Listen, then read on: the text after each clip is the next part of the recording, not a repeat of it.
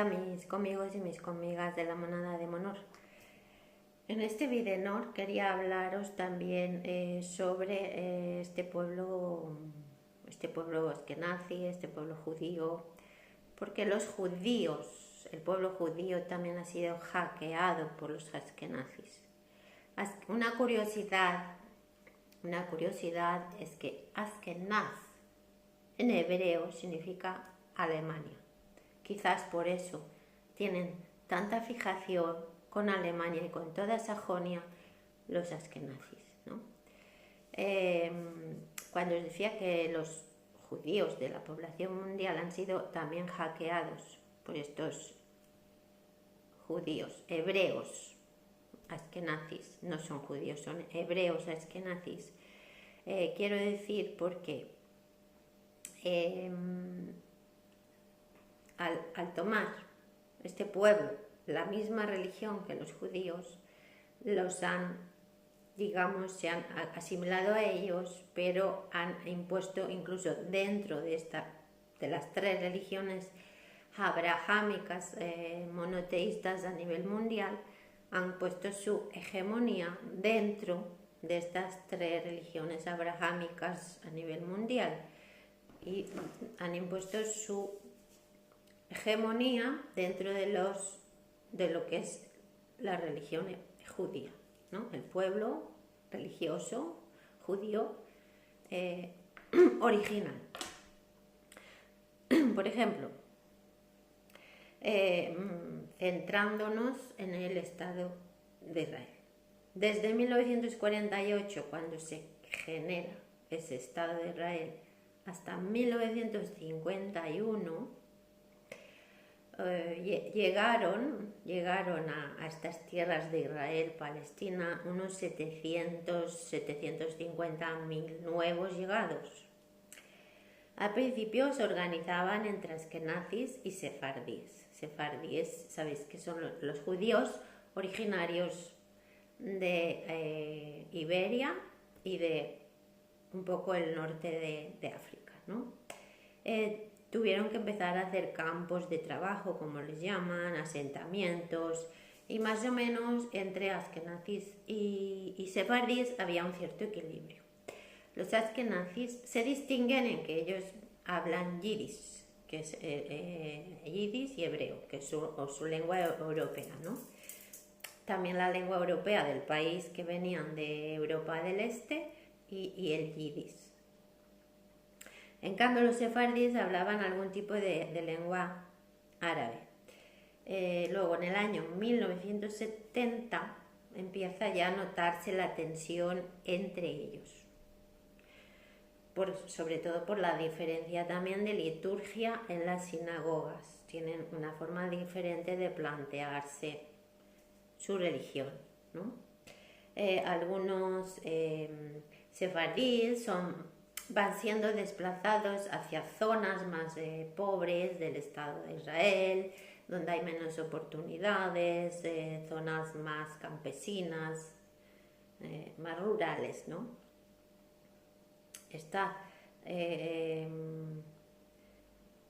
Como los sefardíes, su principal modus vivendi, digamos, es alrededor de la sinagoga y basan su vida en la práctica religiosa.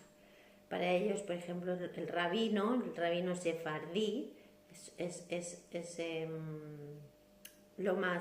la entidad autoridad más importante, ¿no? Sus rabinos y tal.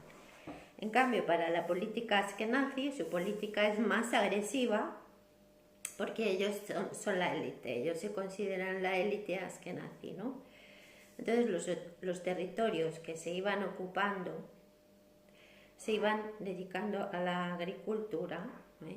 Los sefarditas no quieren ser granjeros, ellos quieren centrar su vida alrededor de la sinagoga. Se ha ido imponiendo la lengua hebrea por encima de estas lenguas árabes que hablaban los sefardíes y se está imponiendo en todo el Estado de Israel el idioma hebreo.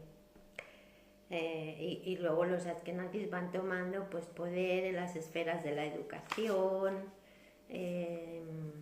del sector público, en el sector privado, en la clase media, esta clase que se va convirtiendo en la élite, en los académicos, en los industriales, los profesionales, las agencias, las manufacturas.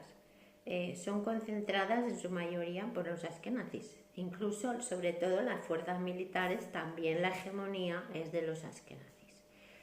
Los sefardíes, como ya os digo, ellos no quieren ser granjeros, no quieren ser agricultores, ellos quieren vivir su religión, ¿no?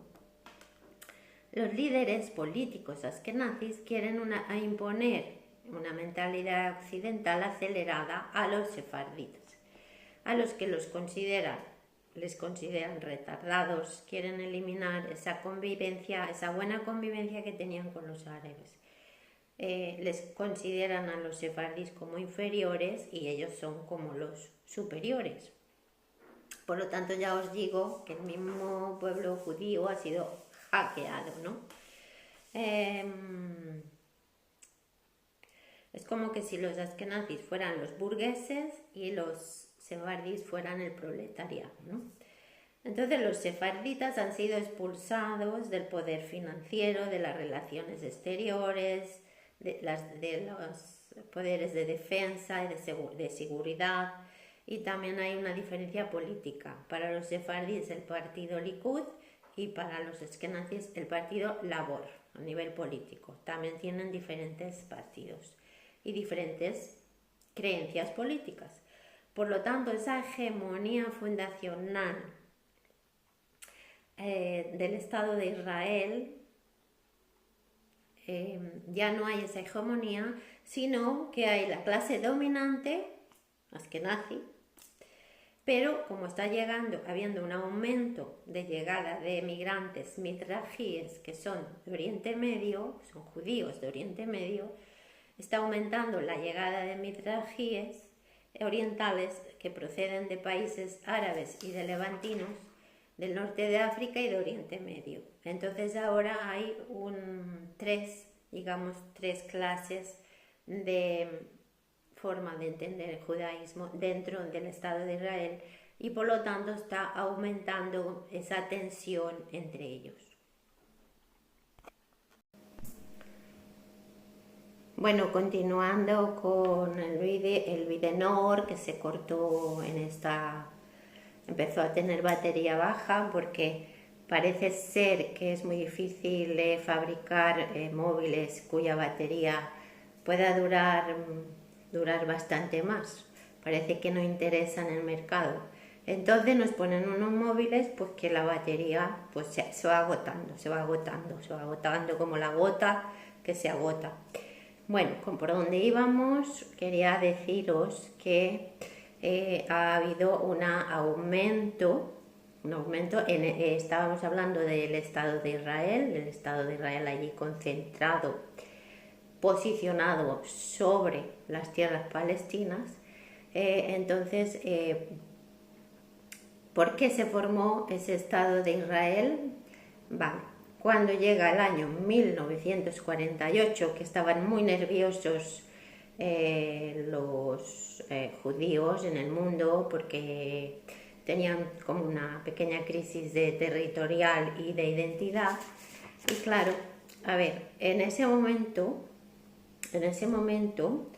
las tierras, en las tierras que en ese momento se llamaban Palestina, estaban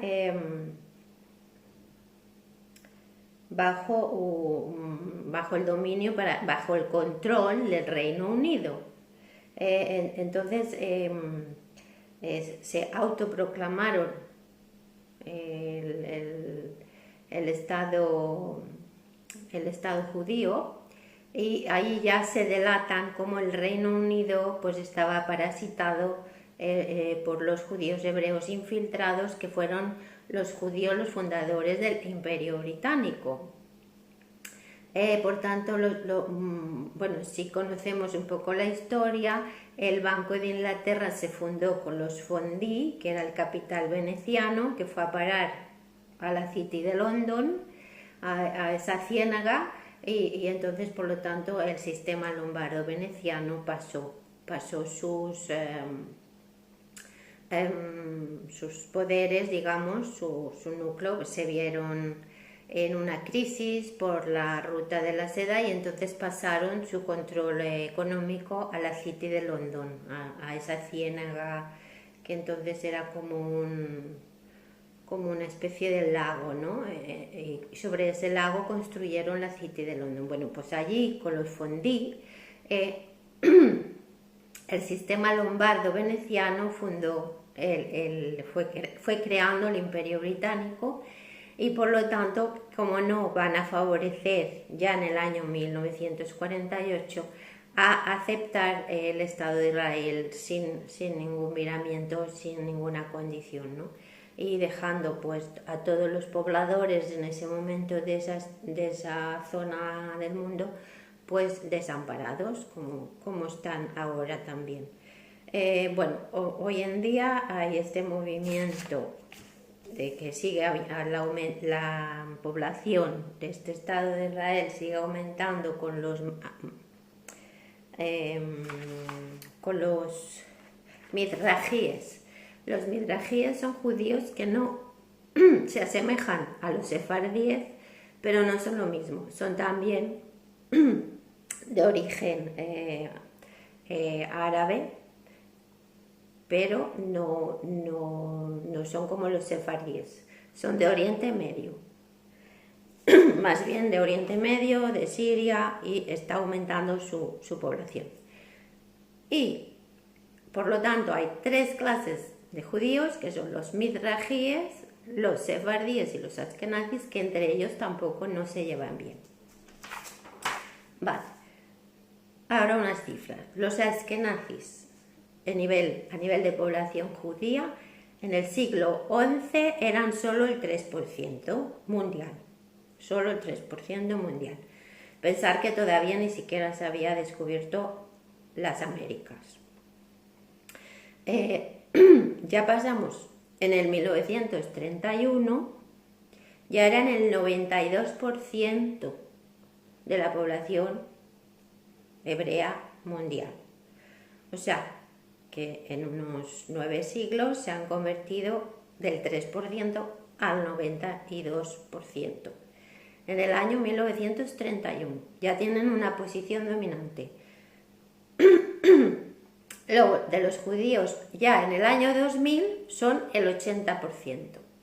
O sea, ya pasando del 1931 al año 2000, forman el 80%. Y del total de los judíos del mundo, que están también en Estados Unidos, sobre todo, no solo en Israel, sino en Estados Unidos, en Argentina, en Chile y en Brasil. Luego las sinagogas, porque como hay diferencias entre ellos, las sinagogas pueden tener los rezos askenazis, que son muy diferentes de los rezos sefardíes. En los askenazis también ha aumentado el ateísmo. No es de extrañar, porque en verdad su prioridad no es que sea el Dios, no es como los sefardíes, que son muy religiosos. Es normal que aumente el ateísmo porque seguramente ellos, sus objetos de adoración son más materialistas. Pero en Israel también hay grupos ortodoxos que son ultra creyentes, que también hay los ultra ortodoxos sefarditas y que crearon también el partido político Shas, que quieren establecer toda la cultura y toda la sociedad en la Doat Torah y en el Talmud. Su cultura, su base es la Doat Torah y el Talmud.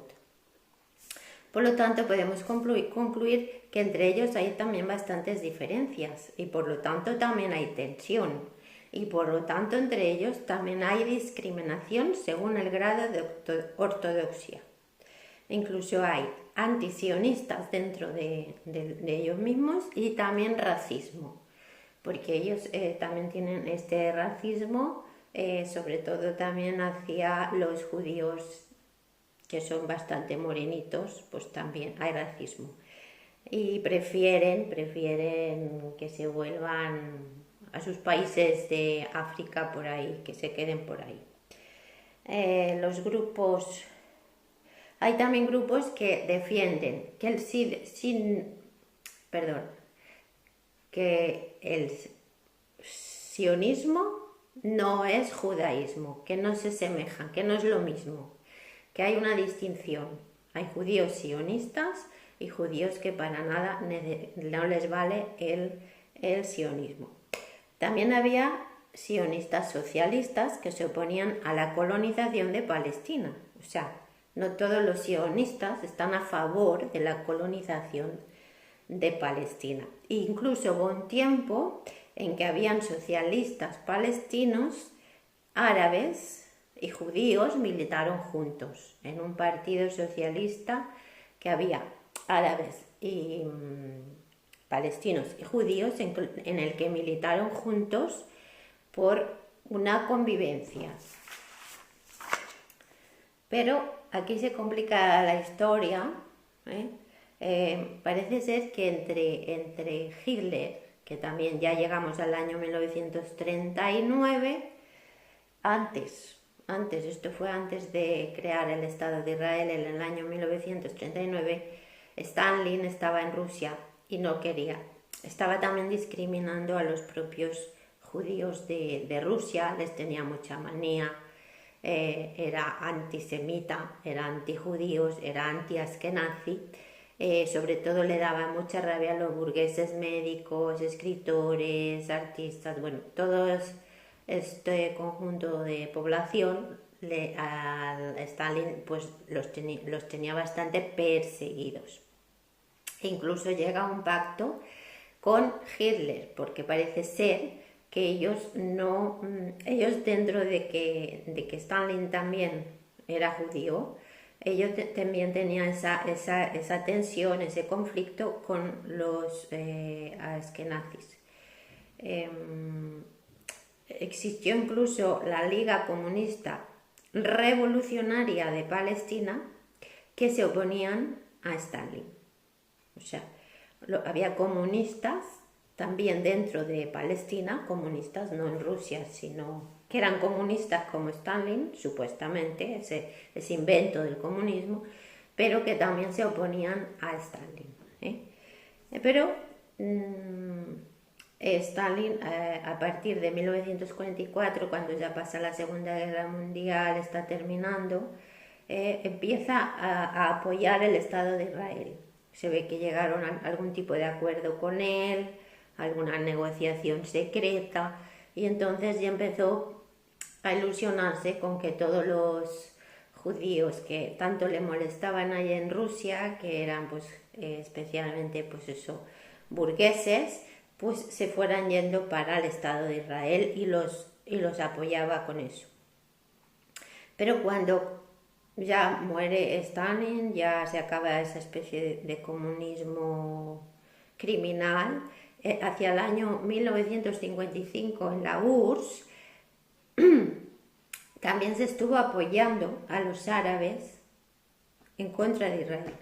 O sea, en el año 1955, unos 6 años después de haberse creado el Estado de Israel, Rusia apoyaba a los árabes que estaban empezando a ser colonizados y perseguidos en su propia tierra. Hubo este cambio post-Stalin allí en la URSS. También os quisiera decir que hoy en día, en la actualidad, solamente queda población en Palestina en un reducto llamado Gaza, a la caza de Gaza. Bueno, pues han colocado allí una valla muy alta, vigilada por drones, una barrera de alta tecnología de 65 kilómetros en todo el perímetro de Gaza, que les ha costado 1.100 millones de dólares, que se construyó en el año 2021.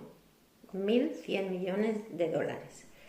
Porque, a ver, lo que parece ser es que el Estado de Israel, viéndose en su situación rodeado de países musulmanes, pero en cambio ellos destrozando la cultura de los musulmanes y empujándolos a este reducto de Gaza, pues se ha dedicado a invertir en armamento, a invertir en alta tecnología militar, de espionaje, militarismo, y se les está convirtiendo en una mentalidad muy militarizada, ¿no? Porque se sienten amenazados cuando ellos están allí imponiéndose, pero ellos son los que se sienten amenazados también. Y entonces, pues como os digo, han creado esta valla alrededor de Gaza y se han dedicado, como han potenciado tanto la industria armamentística, pues hoy en día se dedican a vender armas a otros países, o sea que se han convertido en una potencia que se dedica al lucroso negocio de venta de armas. Y también para los que van estudiando sobre este tema, se descubren alianzas de Israel con los países más tiranos del mundo.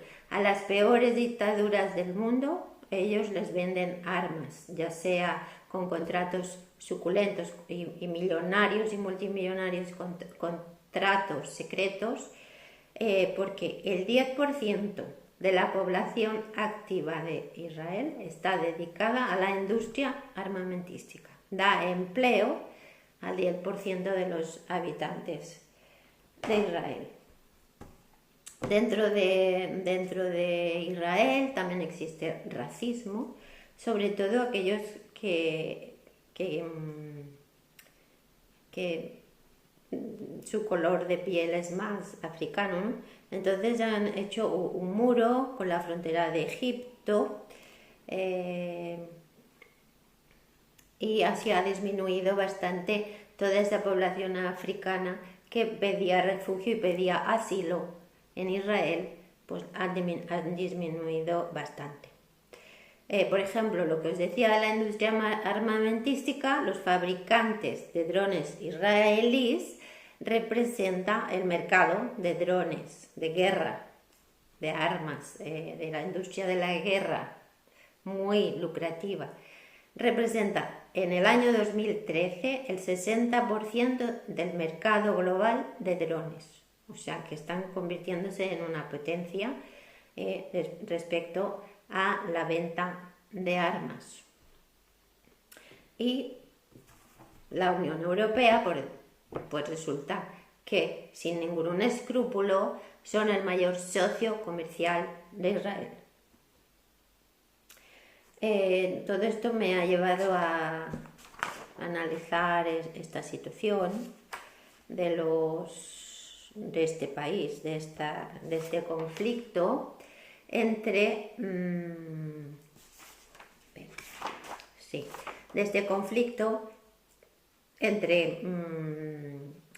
los pueblo palestino, a la cual se le niega reconocerle como un Estado, pero en cambio al Estado de Israel, al que sí se le ha reconocido, a pesar de que todos han llegado allí durante este siglo, han llegado los habitantes para colonizar esas tierras.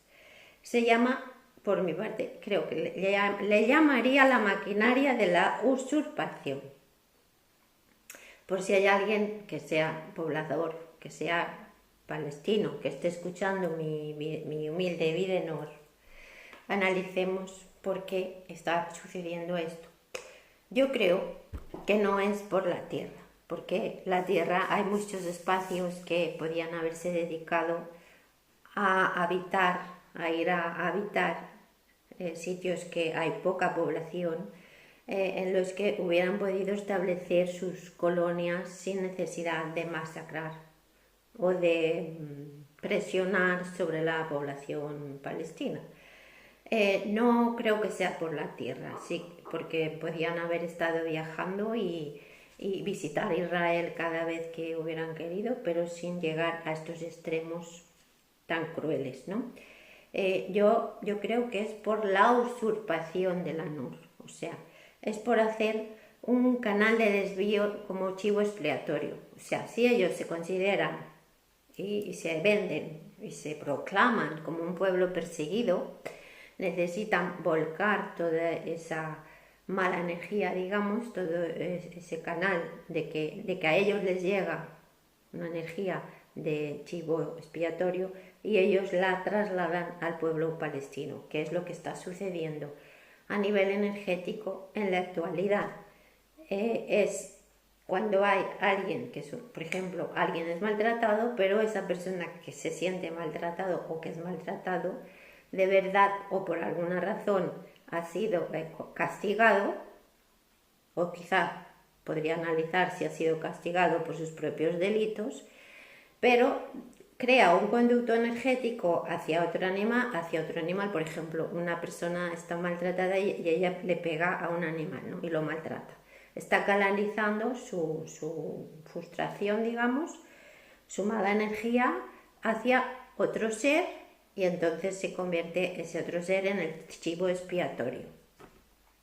Por lo tanto, les está funcionando bastante bien, porque ya todas las energías destructivas, todas las energías de represión, de opresión, de encarcelamiento, están dirigidas a ese otro chivo expiatorio, a ese otro pueblo que no tiene ninguna opción de poder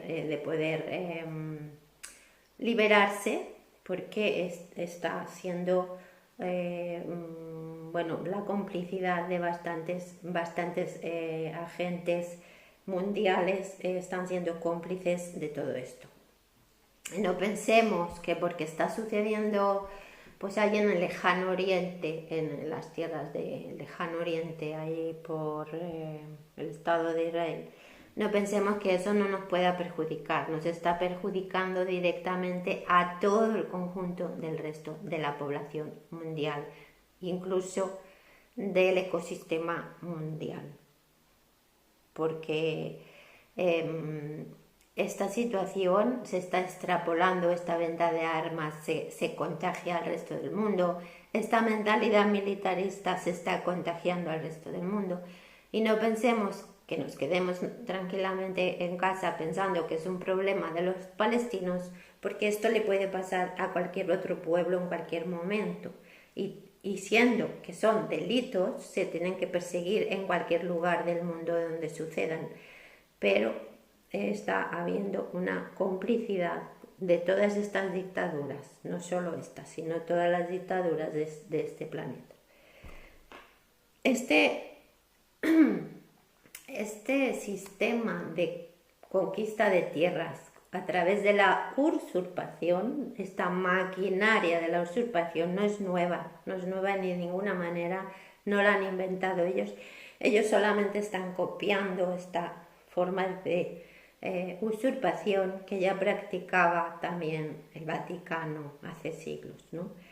Tomemos por ejemplo a Prusia. Prusia era un pueblo al norte de lo que hoy en día es Polonia, que estuvieron allí desde los prusianos auténticos desde el siglo II hasta el siglo XVII. ¿Y qué les pasó? Ellos habitaban, los prusianos, hay restos desde el Neolítico, o sea, desde la antigüedad, en la cuenca del Vístula, en el norte de Polonia, estaban los prusianos. Pero desde el Vaticano, porque ellos tenían su propia religión, ellos, los alemanes, ya habían sido convertidos en la Iglesia Católica, y en cambio allí pues tenían bastantes riquezas a nivel de ecológicas y naturales, y la maquinaria del Vaticano se puso a trabajar para conquistar a través de los alemanes, que ya eran católicos y ya tenían esa mentalidad destructiva, de conquistar, de ir a invadir las tierras de Prusia. A través de la orden teutónica se formaron las cruzadas bálticas contra los pueblos de la Europa nororiental, norte de Polonia. Estaban los caballeros livonios de la espada, como os digo, la orden teutónica, promovida por los papas de Roma, y bueno, iban publicando bulas para empujar estas hordas criminales para invadir a estos países bálticos, con la excusa de que todavía eran paganos. Esa era la excusa, lo importante era conquistar esas tierras para el imperio. el Imperio del Vaticano, ¿no? Tomaron el ejemplo de los caballeros templarios con las cruzadas de la Tierra Santa y dijeron, bueno, pues ahora vamos a inventarnos unas cruzadas y vamos a conquistar todos esos países del Báltico y además pues toda esa riqueza iría a parar a las arcas del Vaticano. Siempre está el poder, el ansia de poder criminal detrás de todas estas acciones criminales. El ansia de poder y el afán económico, como luego después aplicarían lo mismo, la misma excusa en las Américas, cuando fueron a colonizar también las Américas, igual que ya habían colonizado los países bálticos, pues con la excusa de la religión. Con la excusa de la religión, pues iban formando cruzadas, cruz y rey. Las cruzadas, bueno, con la bendición sentenciaban a las personas, a los pueblos, y generaban matanzas y después, bueno, que todo eso fuera a parar a las arcas del Banco Vaticano. Entonces, pues estaban los suecos, los daneses de Dinamarca también ya habían sido cristianizados, entonces atacaban a los países bálticos desde el norte, desde el sur, por Alemania, y entonces pues al final fueron colonizados y aniquilados, ¿no? Toda su cultura fue aniquilada. Entonces, pues bueno, no es nueva esta forma de colonización, ya se practicó después con Colón, el colonizador, y siempre esta colonización y los colonos que van a parar a un Estado de Israel prefabricado, por llamarlo de alguna manera. Y bueno, pues la cuestión es que no es nada nuevo, que la colonización es una maquinaria de usurpación y que solamente con las nuriciertas de Monor podemos ponerle fin a este afán criminal y de robo de lo que es de otro, de robar la nur de otros, porque nadie tiene que imponerse por la fuerza a ninguna otra persona, ni pueblo, ni ciudad. Y hoy en día estamos observando cómo hay una cierta complicidad con una extraña colonización islámica en Europa. Y bueno, conmigos y conmigas tenemos la nuricierta de Monor y tenemos la fuerza en la nur. Con brazos y hasta el próximo video.